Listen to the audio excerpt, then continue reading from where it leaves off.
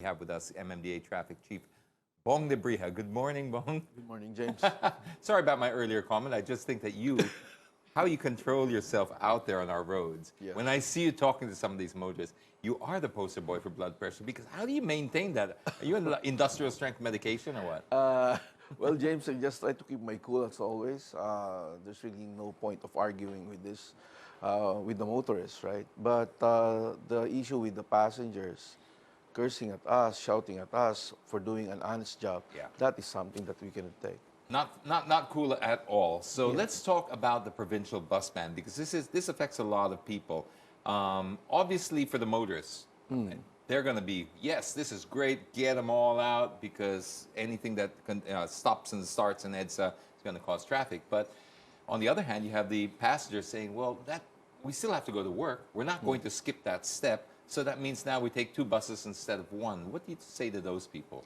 Yes, we try to consider that in the planning process of those we call provincial commuters. Because right now, really, it's not only Metro Manila that we're considering. It's about also the provinces nearby Metro Manila. There are people there who comes to Manila for work, study here, or make business here. And that's the same reason that we are 12.8 million in Metro Manila, but it goes up to 15 million in daytime because of that issue on migration, urban migration. And so we are trying to consider that. Actually, there are steps of allowing a window hour in that MC of LTFRB. That will be predetermined by MMDA. So right now, we're looking at 10 to 4, that the buses could go directly to Cubao Common Terminal or other terminals like BFCT in Marikina, PITX in the south, and even straight to Santa Rosa. So, but others who will go beyond that window hour, then they need to take the city buses. Because remember, James, for the longest period of time, we allowed provincial buses to drop off and pick up along EDSA. But we have strictly implemented that there should no loading and unloading along EDSA anymore. So with this process, if you go to Valenzuela, you drop off there, then you can take the city buses and be drop off any of the loading and unloading areas on EDSA that is near to you or your place of work. That seems to be the only complaint or legitimate complaint I get from people is that. It's that they're saying, well, now I'm still going to be occupying the same space, but now I just have to double my effort, pay 2 fares instead of 1, and then go through the second process of boarding. Will it really, what's the advantage of doing it that way? I mean, if the bus still has to stop, it's just a city bus versus provincial, is there an advantage to that? Yes, there is. In a way, for example, if you're riding a provincial bus coming from your home, then you will be, the terminal of the bus is in Pasay, but you work somewhere in Cubao or in Quezon City. For example, North Avenue. Now, if you take that provincial bus, you will be dropped off at Pasay. Then you need to travel back by city bus. By city bus going to North Avenue. Now, if you work in North Avenue, you will be dropped off in Valenzuela. Take a city bus, then be dropped off at North Avenue. How prepared are these terminals, the PITX and Valenzuela? Are they fully functional already? Yes, they are. You know, we did not build this. It's existing. So that's why we decided to get them because first, they have the land area that we needed. And then they have the buffer area for the waiting or holding area of the buses. So that's another 5 hectares for both terminals in Valenzuela and Santa Rosa. So they're pre-existing, so that's why we got them because they have the land area. For the facility-wise, it's LTFRB who's checking them, but we're telling them that this is just interim, this is not permanent in nature, so we might as well not let them comply with the full requirements, but instead the minimum requirement for an interim terminal. And this starts August 1, August 2? August 2 will be the effectivity of the MC of LTFRB. So now there's the confusion here because we will be implementing this, we will be enforcing the MC. starting August 2. Now, that's 15 days after they published it. They're confusing. I thought that this will be a dry run, but you will be ticketing the buses who will be violating it. Yes, because once an MC is passed and it's effective, it's enforceable.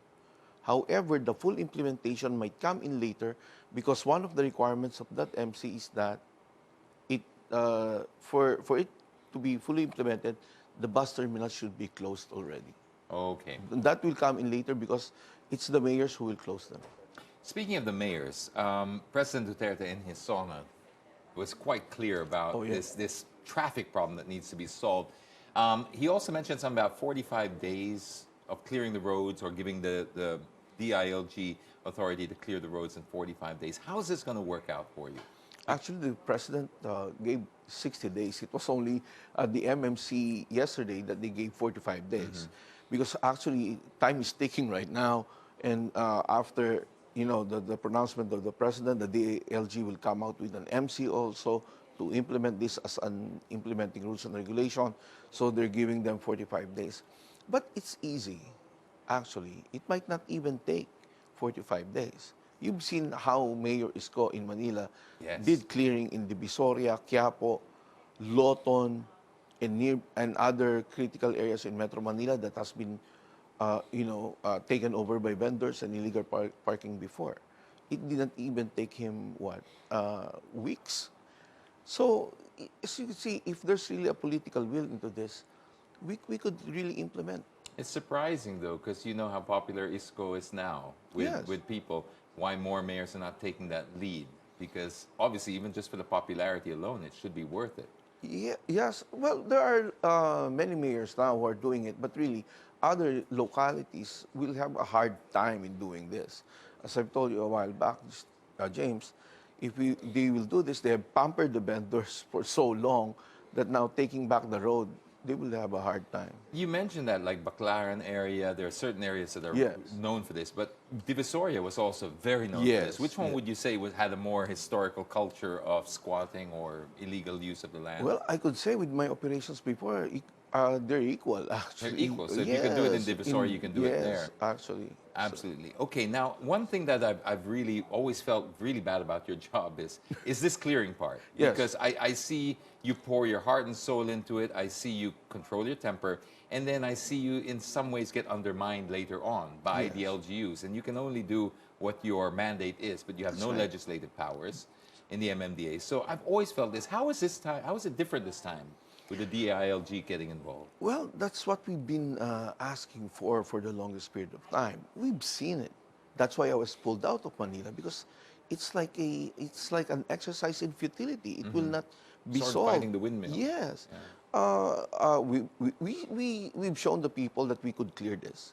We could make this a zero vendor area.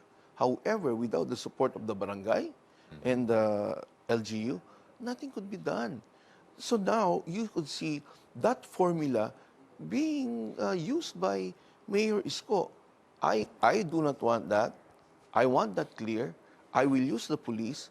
You barangay officials needs to keep in step. And now you see Manila as it is compared before.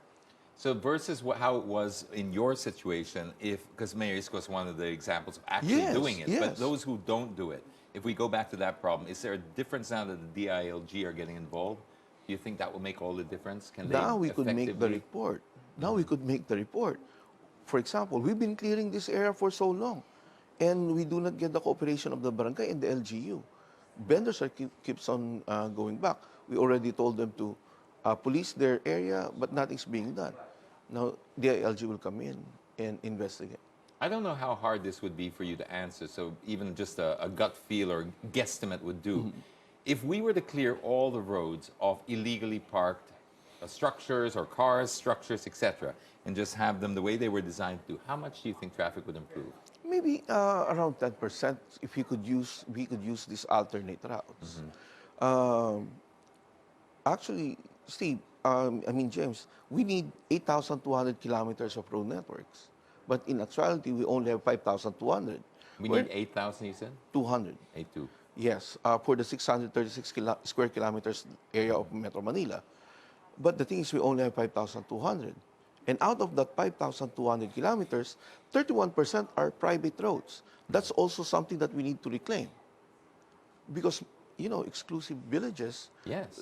they show exclusivity, but in actuality, some of these subdivisions have already turned over the roads to the government. And it's the government who are... Is there an pay- example of a particular village that we can use?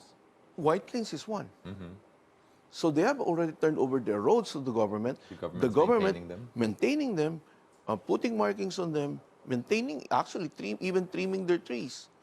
So it would be the same as McKinley before, Yes, but then they opened it up. that's right. So now, but they still resemble an exclusivity by putting up gated community. How does that get broken down? I mean, obviously, to be fair to the homeowners there that paid for that security and exclusivity, how does that happen? Well, again, we'll go back to the local government because they're the ones overseeing this. So now, with the directive of the president, reclaim all public roads being used for private ends. Now they have a basis to, you know, to really open up these roads. If the government is paying for the maintenance of those roads, then the public could use it. No ifs, no buts. How is this different to, let's say, the private roads in BGC, which are open, no sticker required, but still they are considered private roads, aren't they? Yes. How are those different? Well, because that's a commercial, commercial community, right? Most of the businesses are there, but this one are basically residentials, residential community that have exclusivity, but actually it's the government already maintaining their And some of these villages, they really, I mean, I would have to say that I would have every reason to defend not touching the villages because I live in one and I pay for the security, but I do understand the problem that they do take up huge chunks of land. And sometimes those roads can really effectively make a difference to traffic, but you can't enter without a Yeah, I sticker. know. Well, all that we are asking is just even rush hour. Yeah. Help us out, decongest, and keep the volume away from EDSA or other major thoroughfares and open up this road so that other people could use it. Well, you heard Colonel Bong now, 10% might not sound like a lot, but when we're talking about 3.5 billion pesos a day, that's 350 million pesos a day in savings if we just did 10%. Thank you very much, MMDA Traffic Chief Bong Nebrija. This is New Day on CNN Philippines. TNT Katropa pumped up to face defending champs Barangay Ginebra in the PBA's Commissioner's Cup semifinals. And a man down for the San Miguel Beermen. San Miguel loses a key player just as they prepare for their semis run. Keep it right here.